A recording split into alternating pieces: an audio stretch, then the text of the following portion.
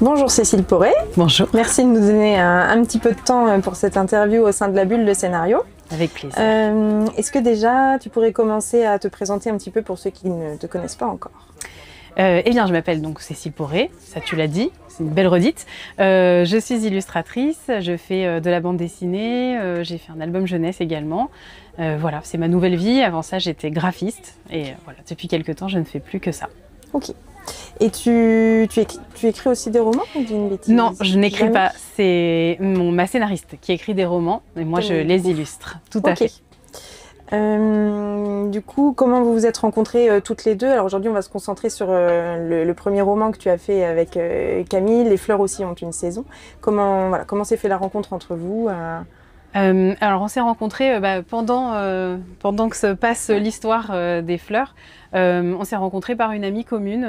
Voilà, elle a débarqué dans le salon de notre amie pendant qu'on prenait l'apéro et que je m'apprêtais à annoncer une grande nouvelle. Et elle a été là pour l'annonce et donc ça a tout de suite créé un lien particulier. Et puis on s'est revus plusieurs fois par la suite. D'accord. Et vous avez tout de suite parlé d'un projet potentiel ou c'est arrivé assez vite parce que je savais qu'elle écrivait.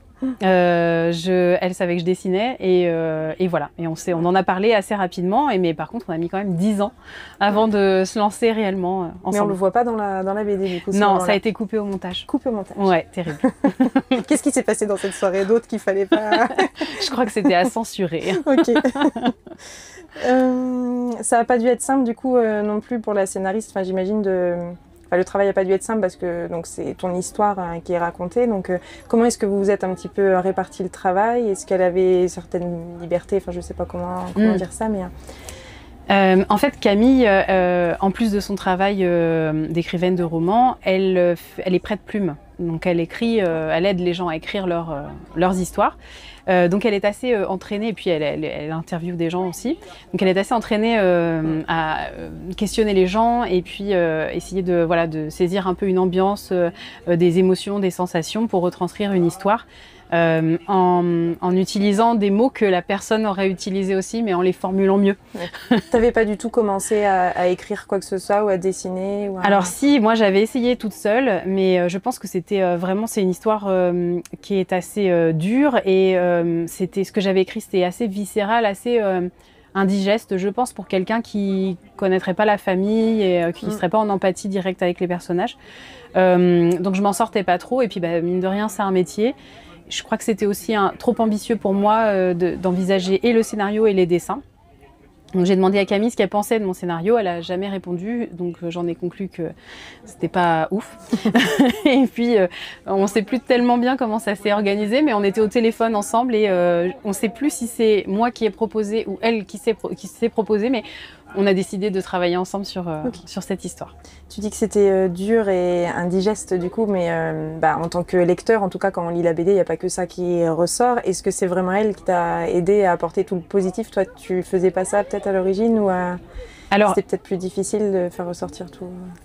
En fait, elle me dit que quand je parle de cette histoire, quand je raconte, quand on est avec des gens et que je fais un mix entre le négatif, le positif et que on est beaucoup plus dans la vie que ce que moi j'avais écrit. Donc c'est vraiment cette essence-là qu'elle a vraiment voulu retranscrire dans le récit et ce qu'on a fait, c'est qu'on a parlé, elle m'a interviewée au téléphone parce qu'on n'était pas au même endroit pendant plusieurs heures, un peu entrecoupées parce qu'il fallait respirer entre deux. Et elle a, comme je lui racontais, comme je racontais à une amie, elle a pu saisir tout ça, la légèreté que je pouvais avoir sur certains sujets ou parfois aussi l'humour parce que faut bien rigoler. Voilà. Mais le dessin est super et je trouve que, moi, il y a quelque chose qui m'a vraiment pris aux tripes, c'était les regards en fait. Je sais pas si on t'a déjà dit ça ou si toi tu sais que tu le fais aussi bien que ça. Mais vraiment, il y a des regards où quand on est confronté aux mêmes choses que tu as vécues, ça ment pas, on les reconnaît tout de suite en fait. Vraiment, c'est impressionnant. Merci, je suis contente que tu dises ça parce que c'est vraiment quelque chose que j'ai travaillé exprès. J'ai fait un travail, alors c'est ma première BD, donc je peux pas comparer avec quelque chose que j'aurais fait avant. Maintenant, je peux comparer avec quelque chose que j'ai fait après. Mais j'ai vraiment essayé de me souvenir des émotions, et presque les revivre dans une espèce de transe au moment où je dessinais. Et je voulais vraiment qu'on sente le langage non verbal en fait. Mais c'est ce qui se passe vraiment, hein, parce que vraiment, enfin, bon voilà, ça va être très personnel, je sais pas aussi dans une interview, mais en tout cas nous en tant que lecteurs, ça nous fait revivre vraiment des émotions, je trouve, par les silences et les regards, et ça, voilà, enfin, c'est très bien fait. Merci beaucoup, merci. Sans vouloir être trop indiscrète, comment dire, la réaction de ton entourage a été plutôt inattendue ou pas pour toi? Alors déjà, j'avais demandé l'autorisation à chaque personne qui apparaît dans le livre. Je voulais mettre personne mal à l'aise. Et puis, on a pris soin aussi de ne pas parler pour eux. C'est-à-dire que c'est vraiment l'histoire à travers mon regard, mes souvenirs. Et donc, c'est une version probablement fausse pour les autres gens de la réalité. On voulait pas trahir la mémoire et les émotions de qui que ce soit. Donc on a eu l'accord dans un premier temps. Ensuite, j'ai demandé aux gens s'ils voulaient voir la BD avant qu'elle sorte pour pouvoir mettre leur veto. Ils ont tous dit non, ils ont tous choisi de nous faire confiance, ce qui était très chouette. Et quand la BD est sortie, ils ont été globalement plutôt touchés.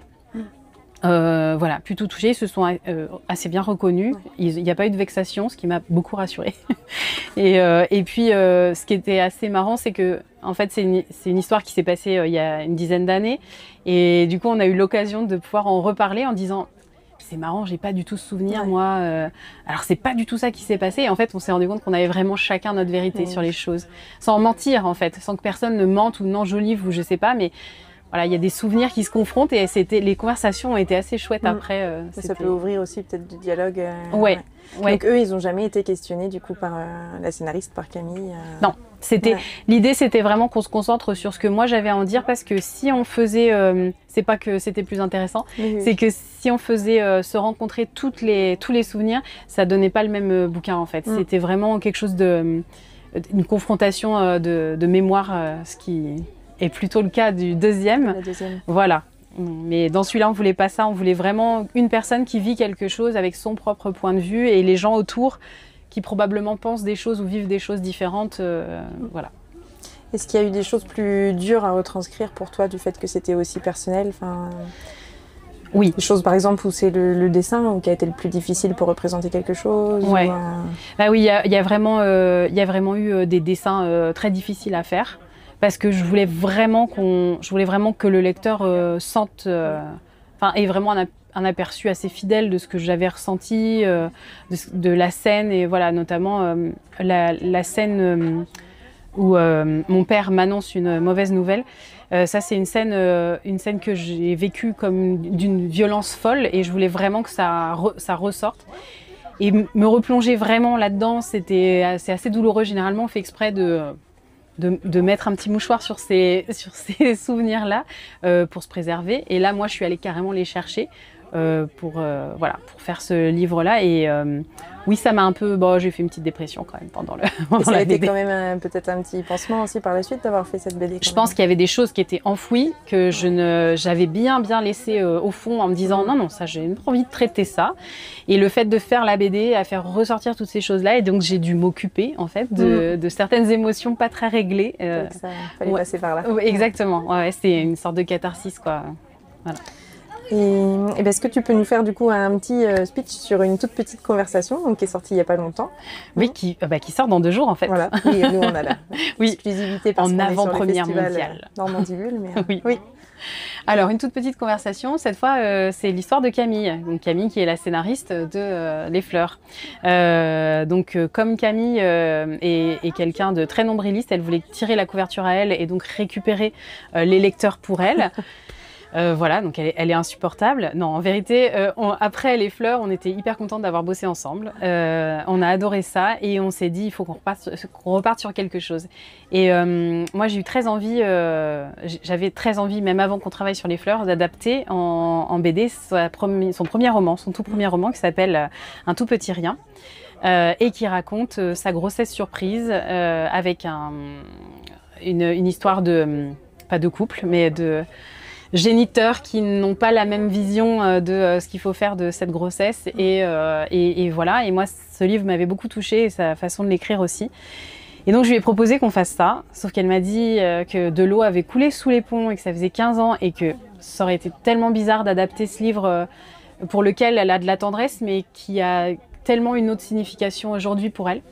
Donc on s'est dit que ce serait intéressant de faire se rencontrer les deux personnages principaux de cette histoire, à savoir les deux géniteurs, qui avaient une relation plus à l'horizontale qu'à la verticale au moment des faits, et qui se voyaient de façon très irrégulière et sans lendemain vraiment. Et puis un jour, voilà, accident de parcours, une petite graine, et qu'est-ce qu'on en fait, quoi.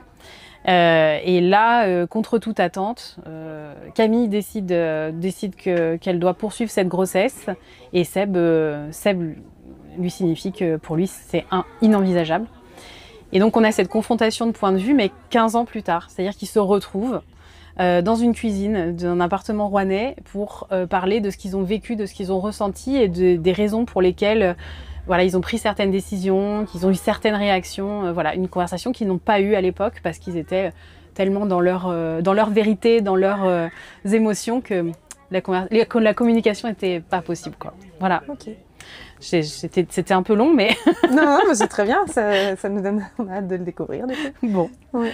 Eh ben, merci beaucoup Cécile.